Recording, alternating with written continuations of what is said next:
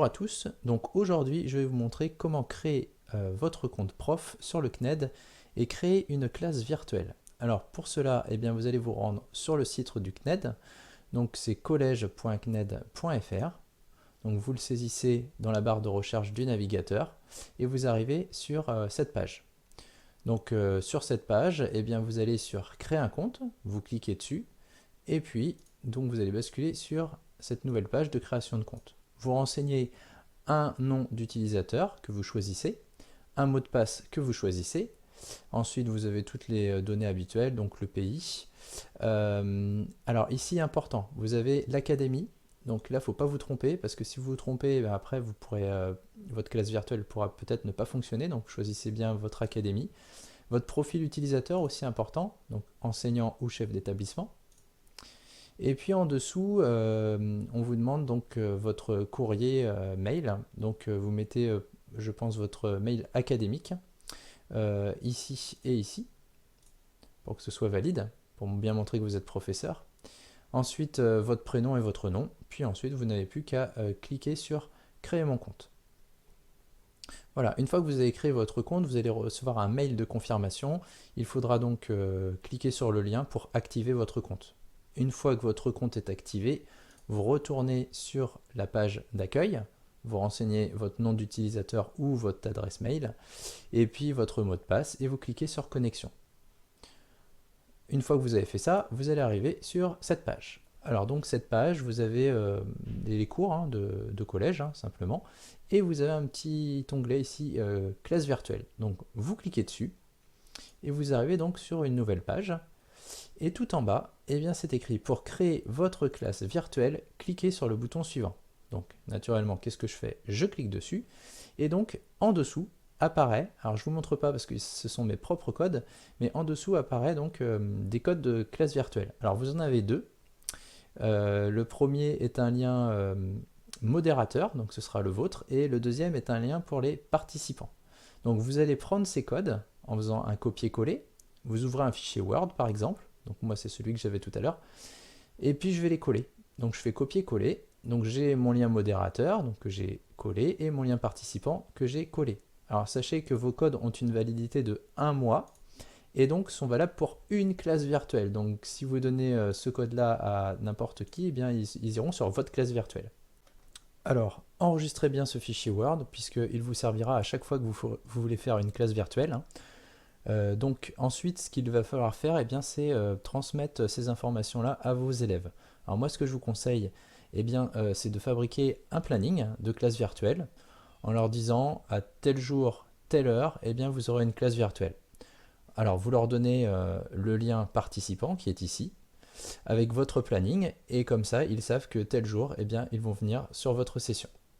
N'hésitez pas à les prévenir un petit peu avant aussi pour être sûr que tout le monde soit là.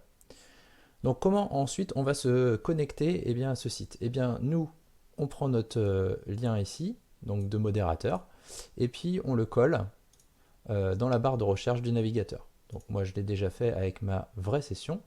Donc on arrive ici, alors notez que le code qui est en haut n'est pas réutilisable puisqu'il s'ouvre pour une seule session. Et donc j'arrive sur cette page. Allons-y. Donc juste en bas ici, vous voyez, vous avez partagé l'audio, partagé la vidéo. Je vous conseille, quand vous arrivez sur cette page, eh bien, de laisser le son coupé et la vidéo coupée. Comme ça, vous êtes tranquille pour faire vos petites manipulations. Vous allez ensuite sur ouvrir le panneau de collaboration qui est ici. Je vous montre rapidement comment fonctionne chacun des menus. Donc premier onglet ici, vous pouvez taper quelque chose dans le chat, du style « Bonjour, le cours commence à 14h00. Voilà, pour l'instant, vos élèves ne peuvent pas répondre. Vous ne leur avez pas donné le droit. Ici, sur la page d'à côté, eh bien, vous avez les personnes présentes. Donc là, il n'y a que moi, mais ensuite, vous aurez la liste de vos élèves. Donc ça peut être intéressant même d'ailleurs de faire une capture d'écran si vous voulez savoir qui était présent ou pas. Ensuite, vous allez sur partager du contenu. Alors là, vous avez plein d'options. Moi, je ne vais pas vous montrer toutes les options, je vais surtout vous parler du partage de fichiers qu'on fera tout à l'heure, qui est pour moi la solution la plus efficace à ce jour. Voilà. Ensuite, vous allez dans les paramètres et vous avez d'autres choses. Alors, Là c'est pareil, je ne vais pas tout vous montrer, l'essentiel étant ici dans paramètres de session. À partir du moment où vous allez vouloir lancer votre classe virtuelle, vous pourrez cocher publier des messages dans le chat. Qu'est-ce que ça veut dire? Ça veut dire qu'à partir de ce moment-là, vos élèves pourront répondre à ce que vous dites dans le chat.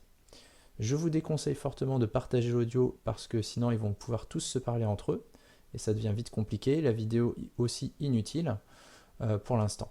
Donc on peut rester là-dessus, c'est suffisamment efficace. Voilà, et bien une fois que vous êtes prêts, vous retournez sur les partages de fichiers et puis on commence. À présent, je peux partager l'audio en cliquant tout simplement sur le petit micro qui est ici. Alors normalement il sera cerclé de vert si ça fonctionne, si jamais ça marche pas bien, il sera cerclé de violet. Et dans ce cas-là, si jamais ça rame, vous pouvez simplement actualiser la page, éventuellement fermer et rouvrir la session, ça peut arriver que ça plante. Vous avez aussi le bouton demander la parole qui se trouve ici, que vos élèves tenteront d'activer, donc vous les verrez. Mais pour ma part, je n'ai pas réussi à leur donner la parole, je pense que c'est pas tout à fait fonctionnel pour l'instant. Donc vous leur dites de dialoguer dans le chat. Pour commencer, je vais vous montrer le partage du tableau vide. Donc il est ici, donc on clique dessus. On arrive sur un grand tableau blanc sur lequel on a différents outils. Donc les outils sont là-haut, donc vous avez le texte, des formes, le crayon pour dessiner, le doigt pour montrer ce qu'on raconte, puisque les élèves ne voient pas en fait la souris. Et ici vous avez le pointeur qui sert à sélectionner, déplacer ou supprimer. Ces outils-là, on les retrouve aussi dans les partages de fichiers. Donc comme je vais vous faire une démonstration dessus, je ne vous montre pas ici, mais ce sera les mêmes fonctions. Pour fermer ici, on fait arrêter le partage. On peut passer à la suite. Allez, c'est parti. Donc on va cliquer sur partager des fichiers. Voilà, moi j'ai déjà chargé à l'intérieur plusieurs fichiers, donc qui sont des fichiers PDF de plusieurs pages. J'en ai mis pour chacun de mes niveaux et c'est tout le programme de la semaine. Donc comme ça, je peux afficher ce que j'ai envie. C'est important de préparer à l'avance, histoire de ne pas être pris de court à la fin.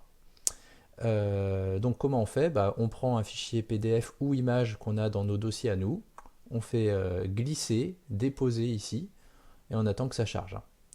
Voilà, donc moi je vais vous mettre par exemple le cours de classe virtuelle de 3e, fait la semaine dernière, donc je clique dessus. Il apparaît en noir, alors il ne se charge pas tout de suite. Il apparaît en noir, je clique sur le bouton noir tout en bas qui s'appelle partager maintenant. J'ai les pages qui s'affichent sur le côté et je peux choisir la page à partager. Par exemple, mes deux premières pages c'était ma première séance et ma deuxième séance c'était mes deux deuxièmes pages. Donc je clique par exemple sur cette page que je veux partager.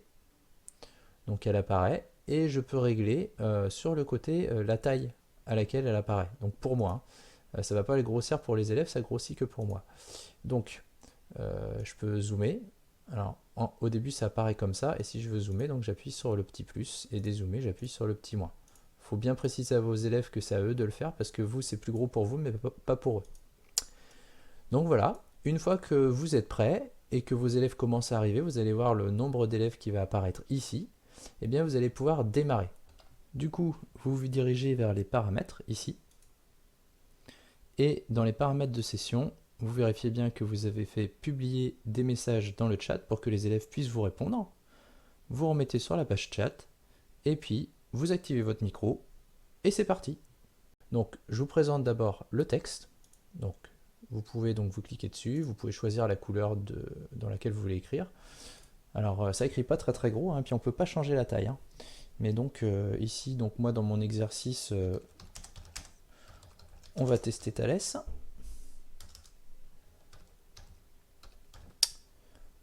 Voilà. Vous pouvez le remettre avant, s'il y en a qui n'entendent pas, parce que ça arrive, hein, que certains n'entendent pas, mettre soit dans le chat, on commence l'exercice, soit le mettre carrément sur la fiche. Hein. Donc commencer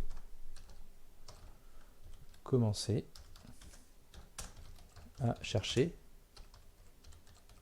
l'exercice. Donc voilà le genre de choses qu'on peut proposer.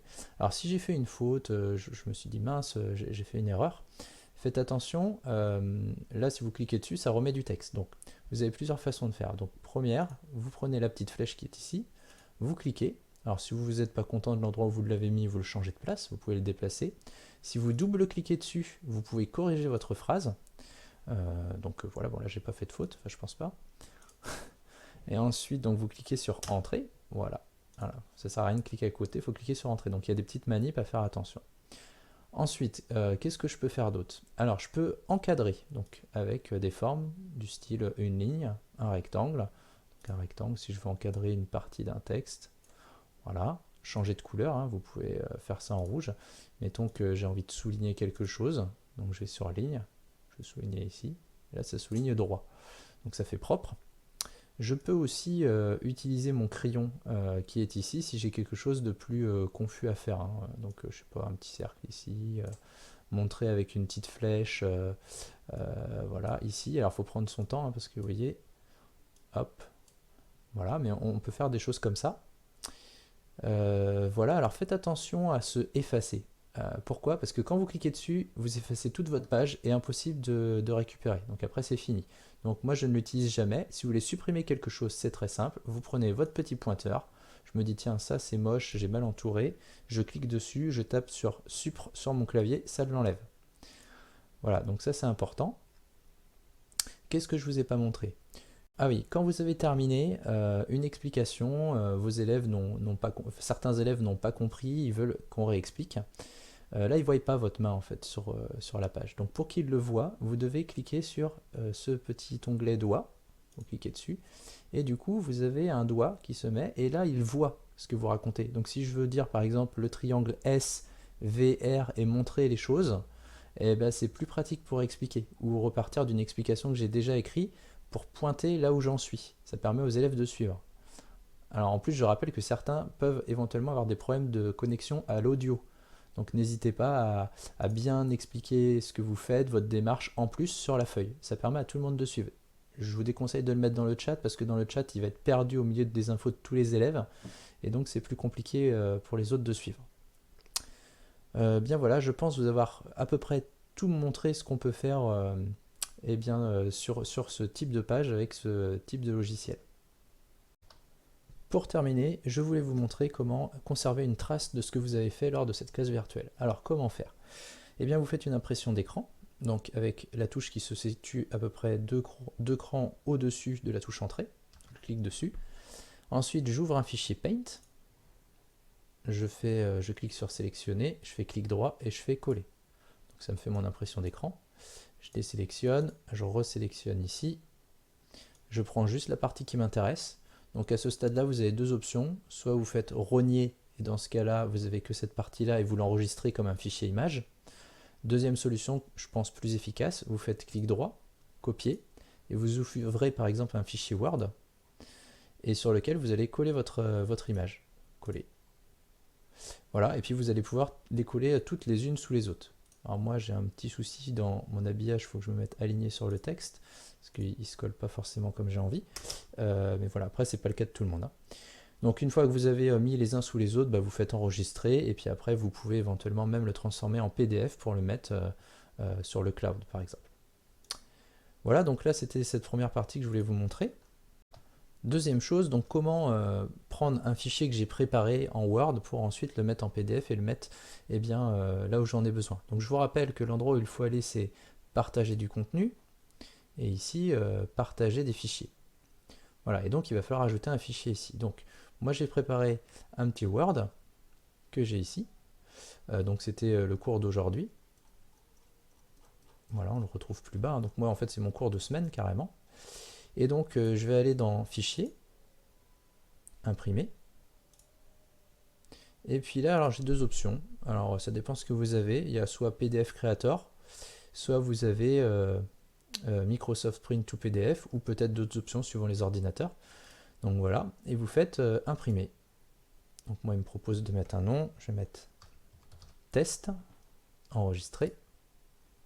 Voilà, et donc il me l'a enregistré ici, donc là où j'avais envie, hein.